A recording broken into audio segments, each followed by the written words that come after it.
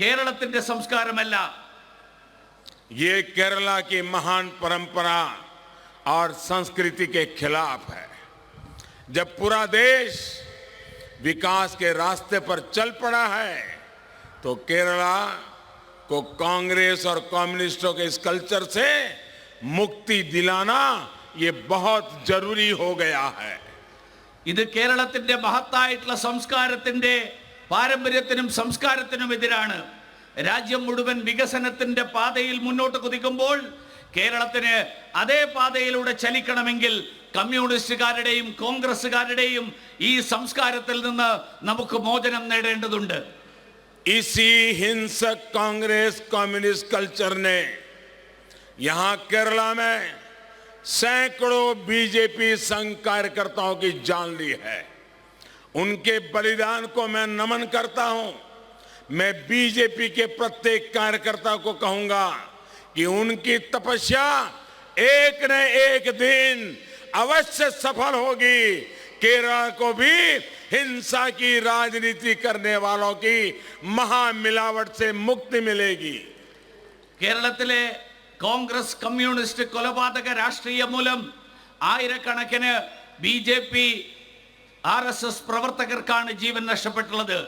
അവരുടെ വീരബലിദാനത്തിന് മുന്നിൽ പ്രണമിച്ചുകൊണ്ട് ഞാൻ പറയുകയാണ്, ഓരോ BJP പ്രവർത്തകനോടും പറയാൻ ആഗ്രഹിക്കുകയാണ്, നിങ്ങളുടെ സഹനത്തിന് തീർച്ചയായിട്ടും ഒരു ദിവസം ഫലം കാണും.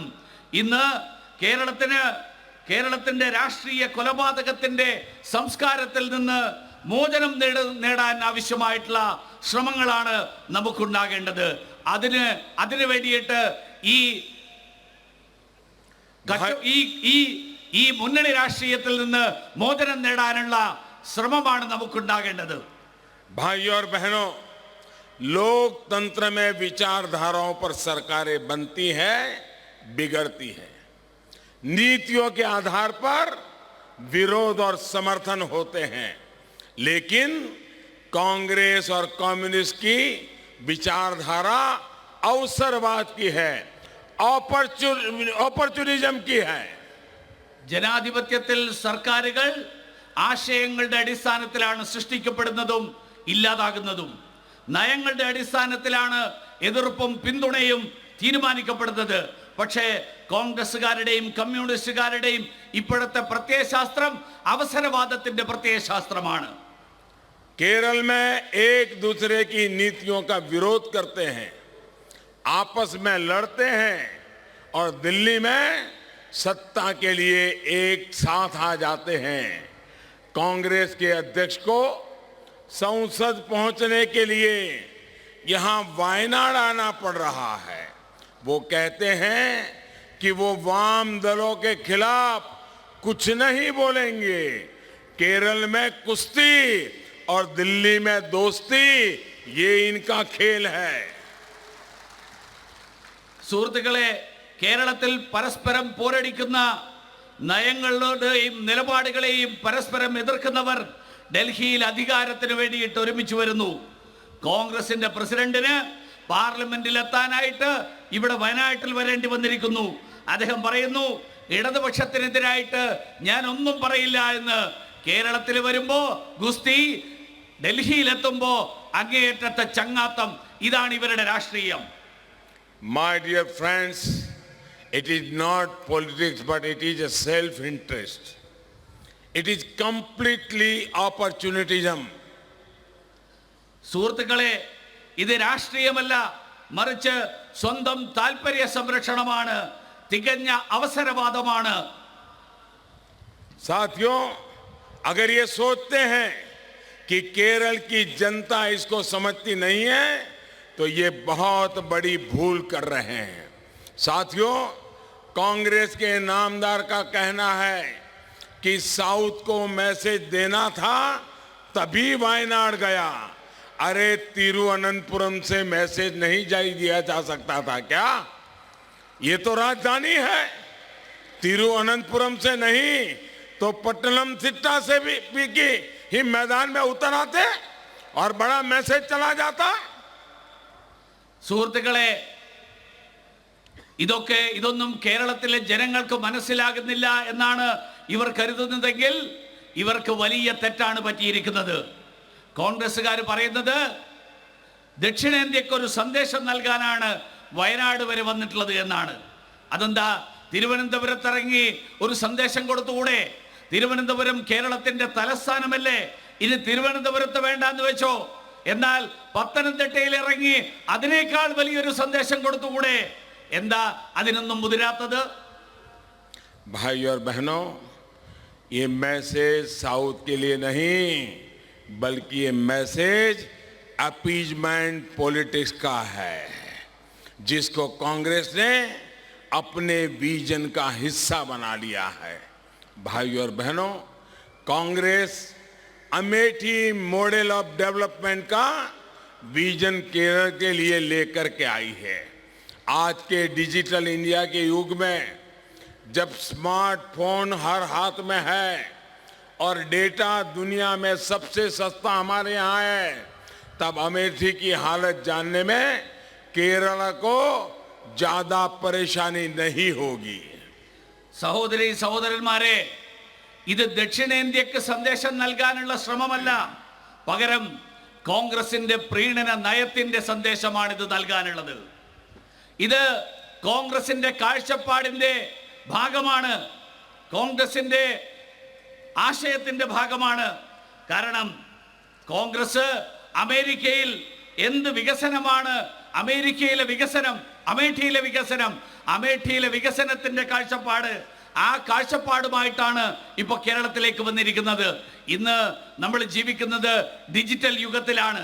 നമ്മുടെ കൈകളിലുള്ള സ്മാർട്ട് ഫോൺ, ആ സ്മാർട്ട് ഫോൺ ഉള്ളത് കൊണ്ട് മാത്രമല്ല, ഇന്ന് നമുക്കുള്ള വിവരങ്ങൾ കിട്ടാൻ ഡാറ്റ ഏറ്റവും ചിലവ് കുറഞ്ഞ രീതിയിൽ നമുക്ക് ലഭ്യമാകുന്നത് കൊണ്ട് തന്നെ കേരളത്തിലെ ജനങ്ങൾക്ക് എന്താണ് അമേഠിയിൽ കഴിഞ്ഞ കാലങ്ങളിൽ സംഭവിച്ചിട്ടുള്ളത് എന്ന് നമുക്കെല്ലാവർക്കും അറിയാൻ സാധിക്കും.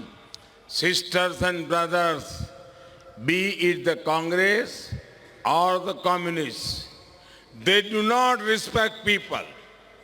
They do not value human life, nor do they care about people's faith.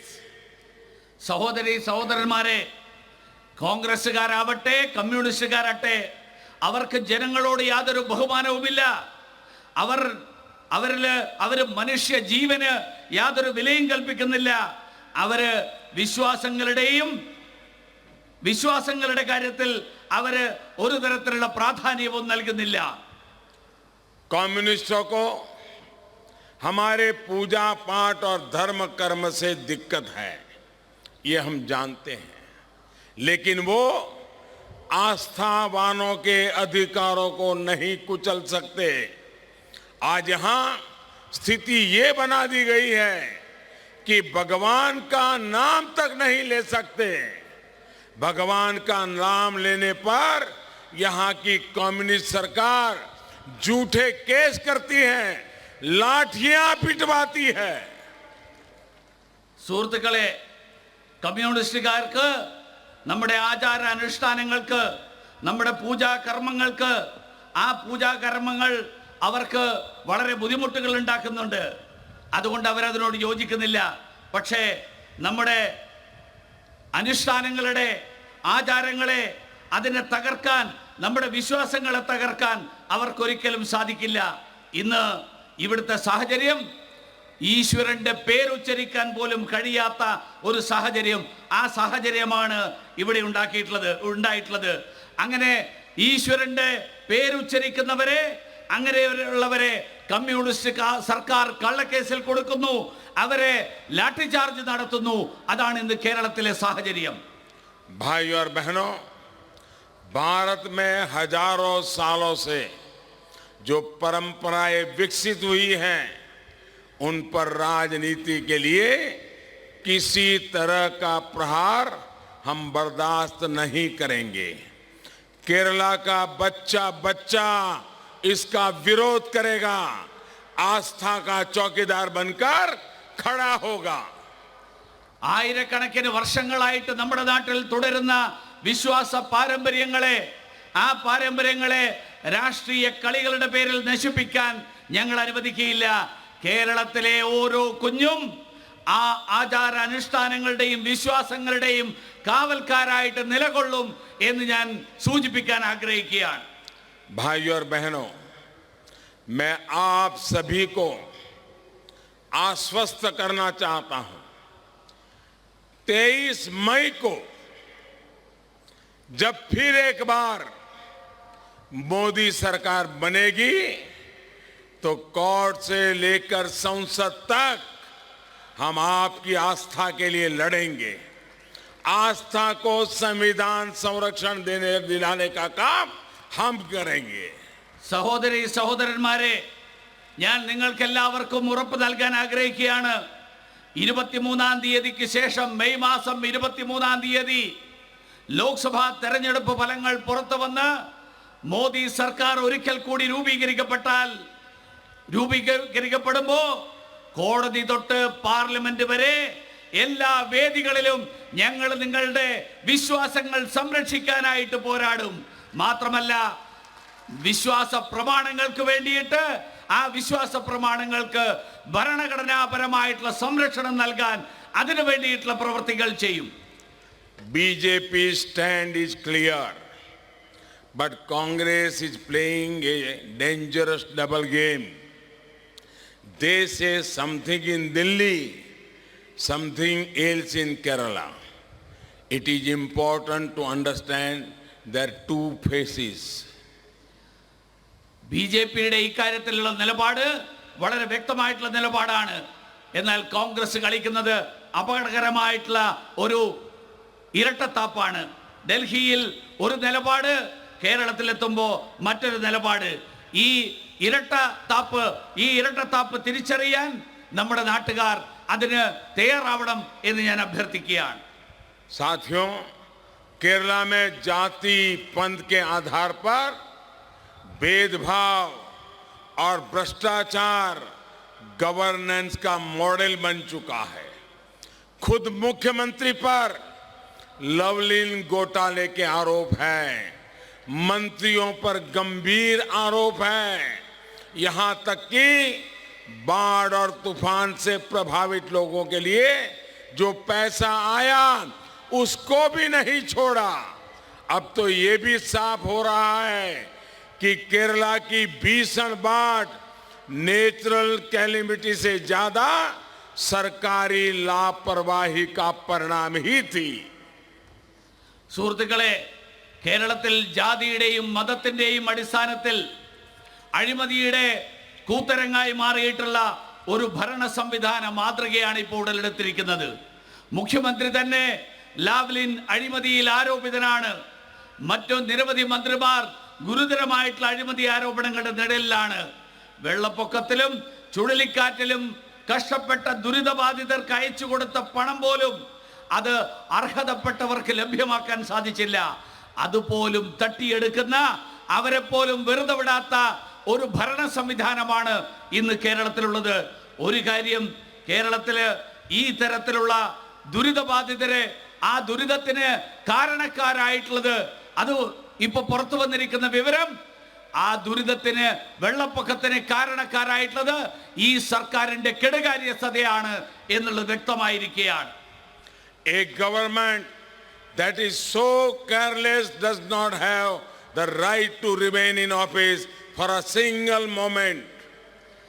ഈ നാട്ടിലെ ജനങ്ങളെ സംബന്ധിച്ച് ഇത്രയും ശ്രദ്ധയില്ലാത്ത, കാര്യക്ഷമതയില്ലാത്ത ഒരു സർക്കാരിന് ഭരണത്തിൽ ഒരു നിമിഷം പോലും തുടരാനുള്ള ധാർമ്മിക അധികാരമില്ല എന്ന് ഞാൻ പറയാൻ ആഗ്രഹിക്കുകയാണ്. साथियों, ये तो भला हो केरल के माछी मारे साथियों का, जिन्होंने अपनी जान हथेली पर रखकर लोगों की जान बनाई. ये हमारे साथी सच में हमारे समंदर के चौकीदार हैं. സഹോദരങ്ങളെ, സ്വന്തം ജീവൻ പോലും തൃണവൽഗണിച്ചുകൊണ്ട് സഹജീവികളെ രക്ഷിക്കാൻ വേണ്ടിയിട്ട് മുന്നിട്ടിറങ്ങിയത് കേരളത്തിലെ നല്ലവരായിട്ടുള്ള മത്സ്യത്തൊഴിലാളികളാണ്. ഇവരാണ് നമ്മുടെ യഥാർത്ഥ മിത്രങ്ങൾ. ഇവരാണ് നമ്മുടെ കടലിന്റെ സംരക്ഷകർ, ഈ നാട്ടിന്റെ സംരക്ഷകർ, ഈ നാട്ടിന്റെ കാവൽക്കാർ. मछुआरों को सशक्त करने के लिए केंद्र की एनडीए की सरकार ने अनेक कदम उठाए हैं। मछुआरों को समय पर खतरे का अलर्ट मिले, इसके लिए नाविक डिवाइस दिए जा रहे हैं। इसके अलावा फिशरीज के लिए अलग डिपार्टमेंट बनाने का हमने बजट के अंदर घोषित किया है। वहीं मछुआरों को किसान क्रेडिट कार्ड की सुविधा भी दे दी गई है। इसके अलावा डीप सी फिशिंग के लिए बोट के आधुनिकीकरण के लिए भी मदद दी जा रही है। മത്സ്യത്തൊഴിലാളികളുടെ ക്ഷേമ സഞ്ചാര മേഖലയുടെ വികസനത്തിനു വേണ്ടിയിട്ട് പ്രസാദ് യോജനയിലൂടെ നിരവധി പ്രവർത്തനങ്ങളാണ്, നിരവധി പദ്ധതികളാണ് ആവിഷ്കരിച്ചിട്ടുള്ളത്. പരമ്പരാഗതമായിട്ടുള്ള നമ്മുടെ പൗരാണികമായിട്ടുള്ള കേന്ദ്രങ്ങൾ, ആ കേന്ദ്രങ്ങളിൽ വിനോദസഞ്ചാരത്തിന്റെ കേന്ദ്രങ്ങളാക്കിയിട്ട് മാറ്റാൻ വേണ്ടിയിട്ടുള്ള പ്രത്യേക ശ്രദ്ധ അതിനു വേണ്ടിയിട്ട് നൽകിക്കൊണ്ടിരിക്കുകയാണ്. കേരളത്തിലെ 100-ലധികം കേന്ദ്രങ്ങളെ ആധ്യാത്മിക കേന്ദ്രങ്ങളായിട്ടുള്ള സ്ഥലങ്ങൾ, ആ കേന്ദ്രങ്ങളെ ബന്ധപ്പെടുത്തിക്കൊണ്ടുള്ള ഒരു വിനോദസഞ്ചാര ശൃംഖല, അങ്ങനെ ഒരു ശൃംഖല ഉണ്ടാക്കിയെടുക്കാനുള്ള ശ്രമമാണ് ഇന്ന് ഭാരതീയ ജനതാ പാർട്ടിയുടെ സർക്കാർ നടത്തിക്കൊണ്ടിരിക്കുന്നത്. भाइयों और बहनों, चौकीदार की सरकार ने सबका साथ सबका विकास के मंत्र पर काम किया है। गरीबों को 5 लाख रुपए तक का मुफ्त इलाज हो या फिर गरीब से गरीब घर तक एलपीजी कनेक्शन देने का काम, ये हमारी सोच को दिखाता है। സഹോദരി സഹോദരന്മാരെ, ഈ ചൗക്കിദാറുടെ കാവൽക്കാരന്റെ സർക്കാർ എല്ലാവർക്കും ഒപ്പം എല്ലാവർക്കും വികസനം എന്ന ആശയത്തോടുകൂടിയാണ് ഇന്ന് പ്രവർത്തിച്ചുകൊണ്ടിരിക്കുന്നത്. പാവപ്പെട്ടവർക്ക് 5 ലക്ഷം രൂപ വരെ സൗജന്യ നിരക്കിൽ സൗജന്യമായിട്ട് ചികിത്സ നൽകാനുള്ള സംവിധാനം, ഓരോ കുടുംബത്തിനും സൗജന്യ നിരക്കിൽ പാചകവാതക കണക്ഷൻ നൽകാനുള്ള തീരുമാനം, ഇതെല്ലാം തന്നെ സർക്കാരിന്റെ നിലപാടുകളെ, സർക്കാരിന്റെ മനോഭാവത്തെയാണ് കാണിക്കുന്നത്. इतना ही नहीं, मिडिल क्लास के लिए हमारी सरकार ने विशेष तौर पर प्रयास किए हैं। बीते 5 वर्षों में महंगाई की दर 4% के आसपास रही है, जो कांग्रेस के राज में 10% तक थी. സുഹൃത്തുക്കളെ, ഇത് മാത്രമല്ല, മധ്യവർഗത്തിന് വേണ്ടിയിട്ട്, അവർക്ക് വേണ്ടിയിട്ട് ഗവൺമെന്റ് പ്രത്യേക ശ്രമങ്ങളാണ് നടത്തിക്കൊണ്ടിരിക്കുന്നത്. കഴിഞ്ഞ 5 വർഷക്കാലത്തിനുള്ളിൽ കാലയളവിൽ പണപ്പെരുപ്പിന്റെ നിരക്ക്